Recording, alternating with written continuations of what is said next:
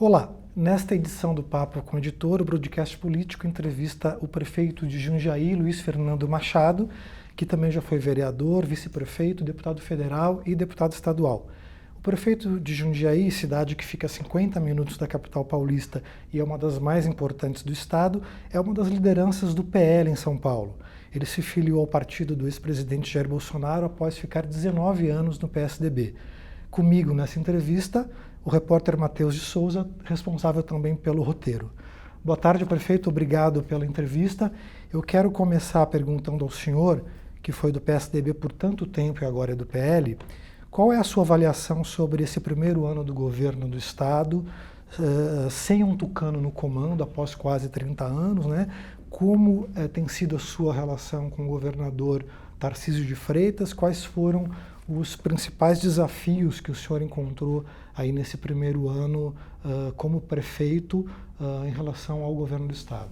Bom, primeiro, Daniel, muito obrigado pela oportunidade, obrigado, Matheus, pela chance de estarmos juntos aqui dialogando, dizer da minha felicidade de ser prefeito em um estado com o governador Tarcísio de Freitas. Os convênios que foram executados, eu que estou no meu quarto e último ano de governo nessa segunda gestão, são convênios que foram dados continuidade. E, além disso, o governador Tarcísio de Freitas proporcionou a nós, no interior do estado de São Paulo, especialmente, Matheus, nós que estamos em Jundiaí, o trem Intercidades. Recentemente nós tivemos um grande anúncio na Bolsa de Valores do estado de São Paulo, na B3, da consolidação de 13 bilhões e meio de reais em investimentos para que a nossa malha ferroviária, especialmente o transporte de passageiros, possa receber a sua melhor qualificação. Então eu tenho muita alegria em poder participar neste primeiro ano de governo Tarcísio, 1 ano e 3 meses de governo Tarcísio, na condição de prefeito, porque entendo que a consolidação dos bons projetos necessariamente envolve os municípios. E os municípios paulistas têm sido não só ouvidos, mas compreendidos na sua necessidade de investimentos. O exemplo que dou da mobilidade pode se aplicar em outras áreas, como o fortalecimento da saúde pública, com novos convênios com o município, o fortalecimento da educação, com o ensino profissionalizante sendo estendido para todo o estado de São Paulo, especialmente o seu interior. Então, sou muito feliz de ser prefeito num estado comandado e governado pelo Tarcísio de Freitas. A gente vai voltar nessa questão do trem Intercidades, mas por enquanto vamos continuar na política partidária, principalmente Tarcísio. Você migrou, né, do PSDB para o PL e é um movimento que querem que Tarcísio também faça, né? A gente conversou com o Marcelo de Castro e ele falou que Bolsonaro tem insistido ali para que Tarcísio mude de partido. Claro que a definição é só dele, se ele definir a mudança, ele quem só vai vir dele a notícia, mas eu queria saber da sua perspectiva com essa possibilidade. Você gostaria de ter Tarcísio como correligionário? Como você acha que vai ser esse cenário, se ele mudar de partido? Bom, naturalmente eu acho o Tarcísio um grande quadro da política nacional, não só do estado de São Paulo, mas da política brasileira. Se vier fazer a migração para o PL, será com absoluta felicidade que nós vamos recebê-lo. Mas naturalmente há, nesse instante, uma afiliação do Tarcísio ao Republicanos. O Republicanos foi um partido extremamente importante na construção da própria candidatura majoritária dele no estado de São Paulo. Então, sendo feita essa harmonia, essa harmonização de uma eventual migração ou permanência no Republicanos, o que me dá a impressão e a garantia é de que ele é um quadro cobiçado por todos nós. Volto a dizer que ficaríamos muito felizes em ter o Tarcísio de Freitas no contexto do PL. Mas por estar ainda afiliado ao Republicanos, também a nossa mais absoluta compreensão e respeito, já que o Republicanos o abrigou no momento em que a disputa eleitoral no estado de São Paulo se consolidou. Então, com felicidade vejo essa perspectiva, mas com absoluto respeito, inclusive ao Republicanos, que hoje detém esse quadro político fantástico da política nacional. E a gente tem muito essa questão de ser muito um convite do Bolsonaro. Eu não vi muito falas do Valdemar. Você que está no partido, o Valdemar também tem essa ânsia por ter Tarcísio dentro do partido? Bom, o presidente Bolsonaro apadrinhou, no sentido político, o governador Tarcísio no estado de São Paulo. Portanto, faz com muita reverência, inclusive com muita assertividade, o convite para que venha ao PL. E o Valdemar, enquanto presidente de um partido que se relaciona com outras agremiações, também torce para que Tarcísio de Freitas venha ao PL, mas naturalmente de maneira muito respeitosa no contexto de onde está Tarcísio de Freitas nesse instante. É uma posição individual e pessoal do governador às suas escolhas, mas é claro que um quadro político desse, tenho certeza que o Brasil inteiro, especialmente os nossos partidos do Brasil, teriam a intenção de tê-lo. Agora, prefeito, o que faltaria então para o governador e para o PL? Porque quando o governador foi aventada a possibilidade de ele ser candidato a governador, o primeiro partido que apareceu nessa possibilidade foi o próprio PL, que o entrave na época porque o PL apoiava o governo de João Dória, né?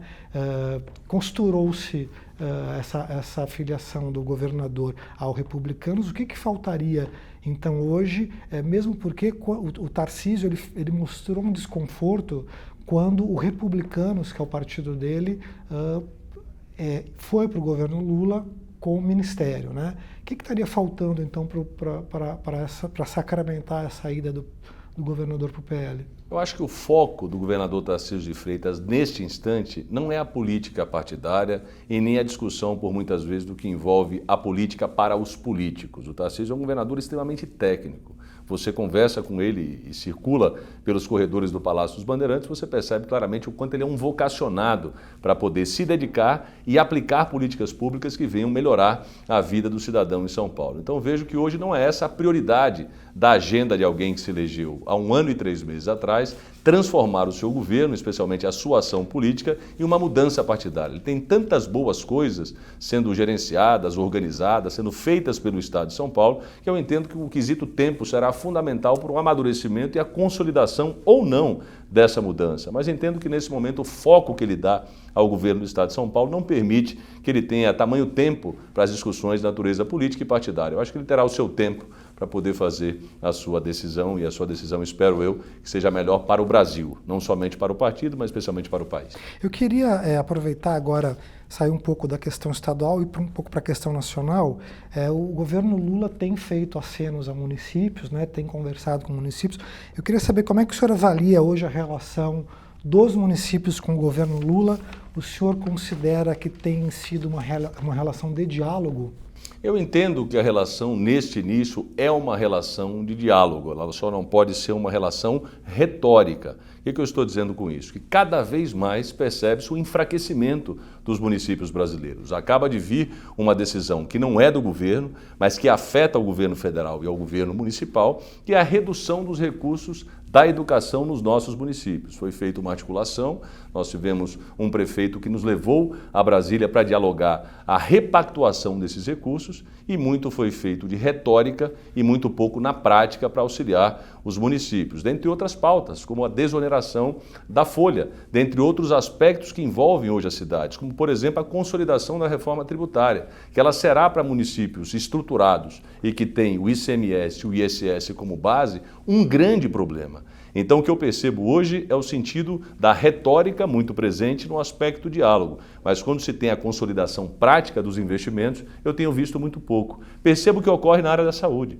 Se nós olharmos para 25 anos atrás, 20 anos atrás, Daniel, um hospital era gerenciado pela sua cidade, pelo seu município, como é o caso de Jundiaí, e 80% dos repasses eram feitos pelo governo federal para a sustentabilidade desses hospitais e 20% na ótica dos municípios o financiamento. Essa lógica se inverteu. Hoje toda a prestação de serviço público ela é abraçada pelo município, o cidadão vive na cidade e por muitas vezes o recurso centraliza e a sua divisão ela não é proporcional à riqueza produzida nas cidades. Então, eu percebo que o governo Lula carece, naturalmente, dessa alternativa de diálogo, inclusive porque é muito presente nos governos do PT o senso do dono da verdade. E aí você se afasta em discussão daqueles que são, por exemplo, detentores de protagonismo na sociedade. Como o governo Lula tem dialogado com o agro? Extremamente importante para o Brasil. Eu entendo que tem dialogado de uma maneira errônea. Como o governo Lula tem dialogado com a segurança pública nos municípios? O cidadão, a percepção que o cidadão tem hoje é de que o governo, não o governo, mas o Estado, ele é conivente com a criminalidade.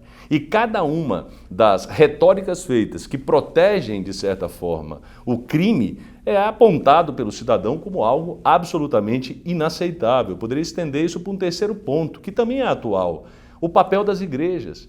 Nós temos um papel nas igrejas do Brasil que ele é fundamental e por muitas vezes o governo do PT não consegue compreender a validade, o valor, a presença das igrejas no ambiente das periferias urbanas, dos centros urbanos do Brasil. Então a dificuldade ela é enorme porque a retórica não é correspondente à prática. Os municípios cada vez mais sobrecarregados e demandas que são típicas da sociedade cada vez mais afastadas de um governo que tem como característica ser o dono da verdade e, por muitas vezes, o maniqueísmo como opção de governar. Aquele que entende que o diálogo não pode ser feito, como é que quer construir a verdade? E eu vejo hoje com muita clareza um governo que administra para os seus, o governo dos companheiros, não é o governo da sociedade. Então o que faltaria nesse diálogo, na sua opinião? O que o senhor quer dizer com essa fala de que não pode ficar só na retórica?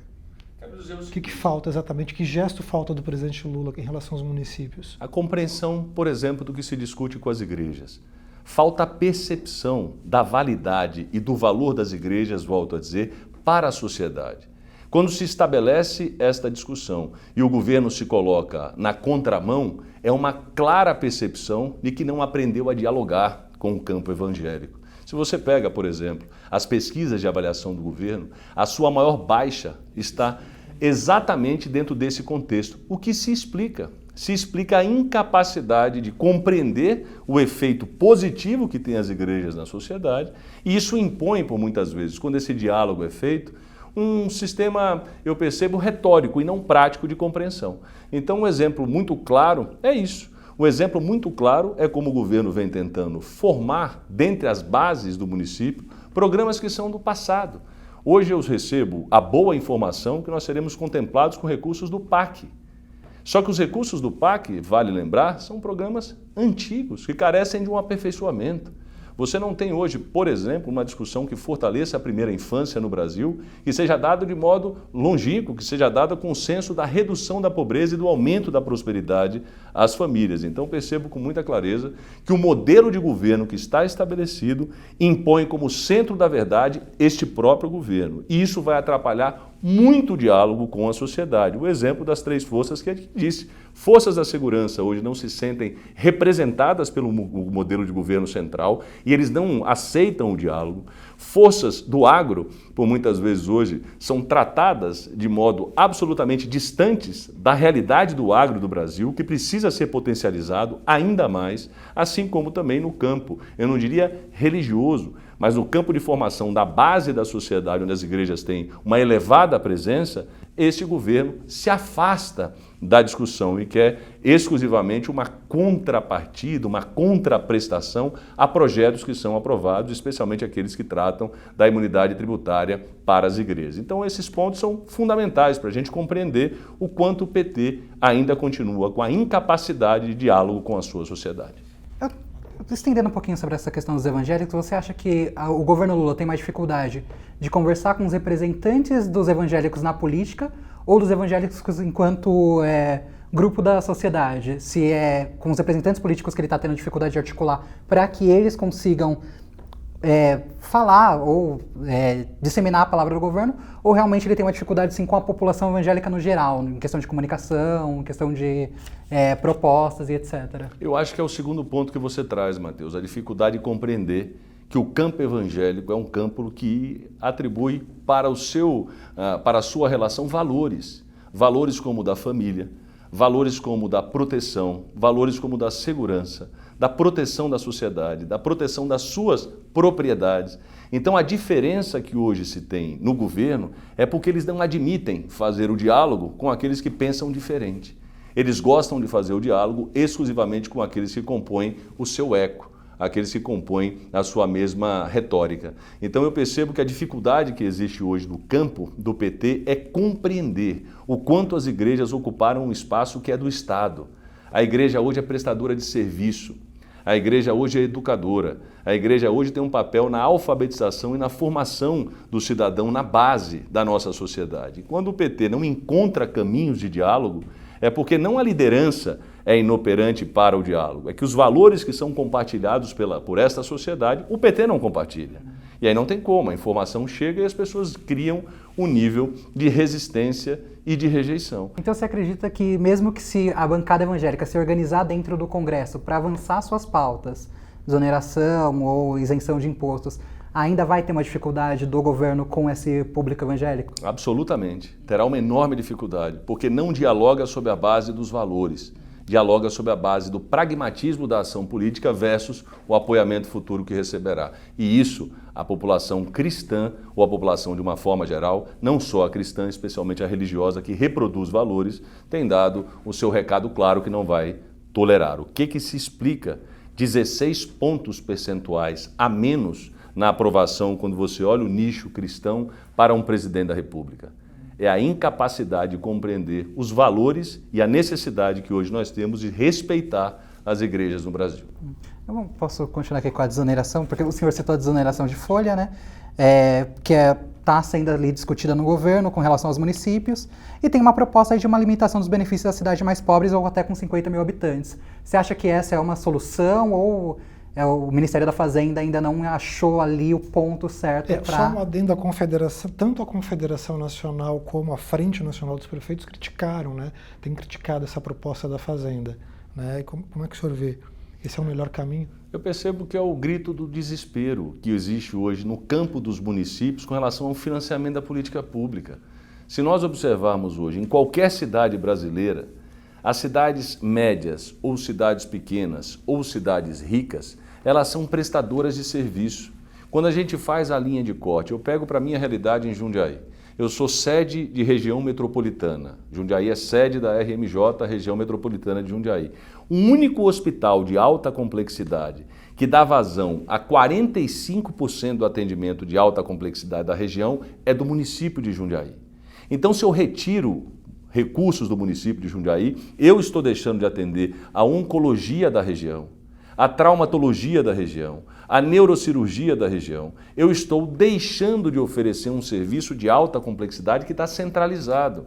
Então essa lógica de tirar do mais pobre, do mais rico para levar para o mais pobre, uma lógica meio do Robin Hood da política, ou até mesmo do Robin Hood da federação, ela é errônea, porque ela não leva em consideração o serviço prestado pela cidade. Então hoje o orçamento de um único hospital de alta complexidade em Jundiaí é de mais de 300 milhões de reais, onde 80% desse custeio é dado pela própria cidade e 20% com os repasses de outros entes. Que proposta o senhor defende então nessa questão da reoneração dos municípios especificamente? Eu defendo aquilo que estava em vigor na pandemia.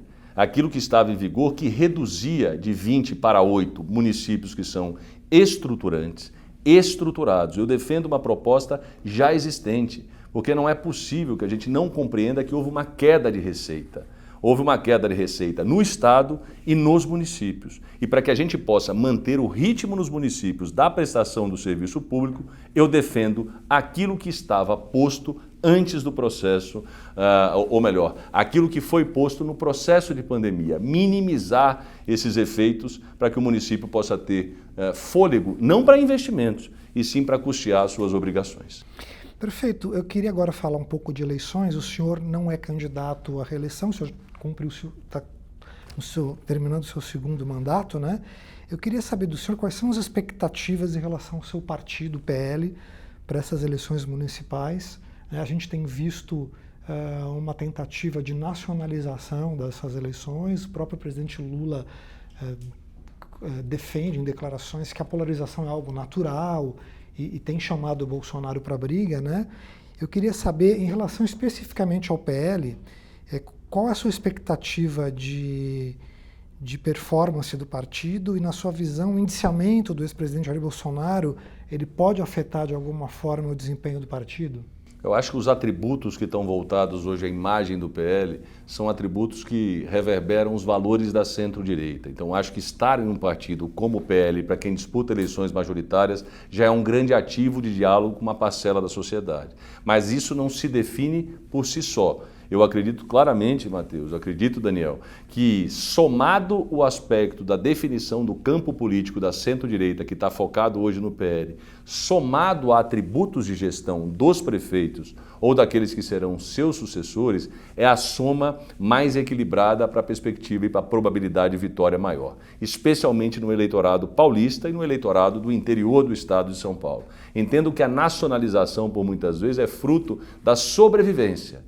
ela não é fruto exclusivamente do desejo do presidente Lula de poder fazer uma polarização com o presidente Bolsonaro. Eu acho que esse é o senso que pode minimamente levar o PT a ter voz nessas eleições, já que o fruto de governabilidade que o PT impõe, ele é muito ruim por todos os aspectos que eu aqui já me referi. Mas eu acho que essa soma, estar bem situado no campo da centro-direita, que é o PL hoje o representante, aos atributos de gestão, seja a gestão municipal, seja a qualidade do que se oferece na educação, na prestação da saúde, dos serviços de saúde pública, da mobilidade, eu acho que isso pode ser a grande soma de sucesso. O PL crescerá nessas eleições com muito significado vai ser o crescimento, significativamente nós vamos ter um crescimento muito substancial, porque nós somamos essa capacidade de entender os valores da centro-direita e representá-los, associado à capacidade que o PL tem de promover bons governos. Jundiaí é um exemplo de um bom governo que é promovido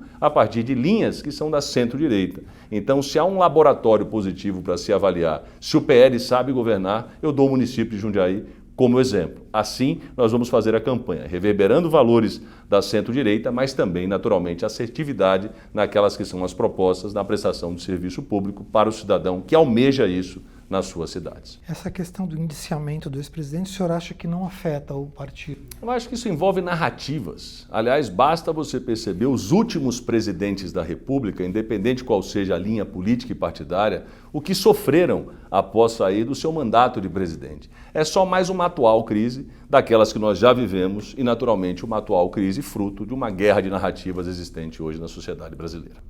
Tem um número que vocês esperam eleger de prefeitos aqui em São Paulo, por exemplo? O PL já tem um número mínimo assim que ele conta de prefeitos eleitos depois que terminarem as eleições? Matheus, essa pergunta é interessante depois do dia 5 do prazo de filiação dos prefeitos, porque há uma mobilidade muito grande nesse instante, fruto exatamente da janela partidária. Então, muitos estão vindo, outros nós estamos fazendo na base da construção com aliados nas cidades. Nós temos um aliado na capital, que é o Ricardo Nunes, que será apoiado por nós. Então, todo esse contexto não me permite hoje dizer quantos cresceremos, seremos de um maior número, mas para fechar essa conta eu precisaria do dia 6 de abril para ter o número de prefeitos filiados e aqueles que disputarão a chapa majoritária encabeçada pelo PL. Então, 6 de abril a gente pergunta de novo. E também, qual o tema que você acha que vai ser o principal desafio para os próximos gestores municipais? Nas eleições a gente ouve muito falar de segurança pública, é sempre um tema que está aí tanto federal quanto estadual, mas uma vez sentado na cadeira de prefeito, esse é o tema que realmente toma mais tempo de um gestor? Só um adendo, prefeito. O presidente da Câmara, Arthur Lira, ontem, hoje, enfim, ele falou que segurança pública deve ser o grande tema das eleições de 2026, está caminhando para isso. E o senhor acha que isso se repete agora, quer dizer, começa já agora em 2024, nas eleições municipais, vai ser segurança pública mesmo? Eu acho que a temática da eleição municipal não deve ser a segurança pública pelo nível de atribuição de responsabilidade que nós temos hoje no Brasil.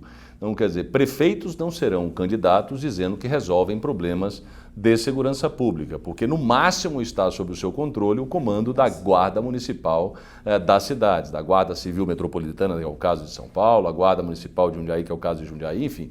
Eu não acho que seja essa a demanda da sociedade em eleições municipais. Agora, tem demandas típicas de município que interferem na sensação de segurança. Uma cidade bem iluminada, uma cidade com a sua manutenção de áreas verdes regular, uma cidade que entende que os aspectos preventivos da criminalidade envolvem a ordem pública. Aquilo que nós precisamos entender, que a consequência na sensação de insegurança, são atributos que também envolvem a ordem pública. Então, quanto mais organizados estiverem os serviços públicos na cidade, quanto mais potentes forem a capacidade destes municípios em prestar bons serviços, por exemplo, nessas áreas que eu aqui me referi, mais será minimizado o efeito da insegurança. E volto a dizer, hoje a segurança pública é uma temática extremamente importante para a sociedade, porque ela entendeu que o Estado perdeu a capacidade de protegê-la. Hoje o que está em curso no Brasil é uma sensação muito clara de que o Estado brasileiro não só perdeu a capacidade de defendê-la, mas como por muitas vezes ele é conivente com o crime. Projeto que hoje trata-se das saidinhas. O que o Congresso quer dar de resposta? Ele quer dar uma resposta à sociedade por que alguém que é solto às 9 horas da manhã está cometendo um crime às 11. e que às 13 ele já foi preso pela segunda vez.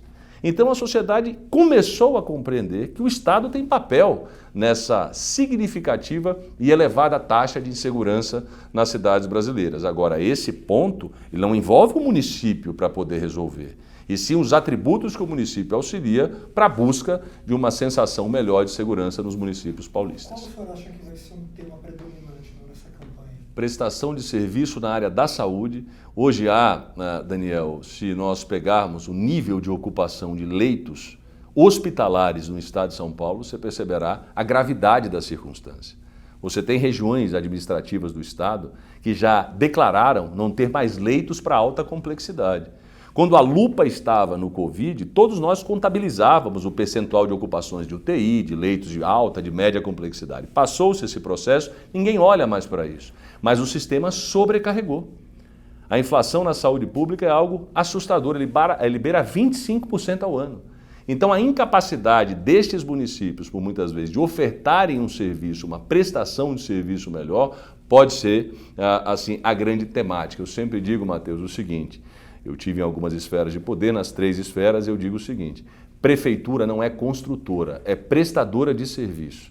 Você quer o asfalto bom, o ônibus que passe no horário, a regularidade da coleta de lixo, você quer a vaga na creche, você quer ter a oportunidade do seu filho na escola, você tem a oportunidade de prestar serviços públicos e não só de fazer grandes construções. Então, acho que os municípios que compreenderem que a prestação do serviço público é o grande alicerce para qualquer boa aprovação política, transformarão as eleições municipais dentro do seu campo político de atuação numa eleição de discussão da prestação de serviço que é absolutamente necessária para o cidadão que mora na base. Muito bem. Para encerrar, prefeito, eu queria trazer um tema que o senhor comentou no início da nossa entrevista. A gente teve recentemente o leilão do trem Intercidades, né? Que vai ter entre as paradas a cidade de Jundiaí. A previsão é que a obra fique pronta em 2031, né? Porque é uma obra importante, é uma obra de porte, né? Quais os desafios que o senhor acha que esse tipo de obra tem para a sua cidade em termos de infraestrutura e quais os benefícios que o senhor considera que ela vai trazer não só para Jundiaí, mas para o interior do estado? O desenvolvimento, se nós pegarmos o censo do desenvolvimento do estado de São Paulo, a ferrovia tem, o crescimento da ferrovia tem uma clara vinculação com o desenvolvimento do nosso estado de São Paulo, especialmente do interior do estado. Eu vejo Jundiaí.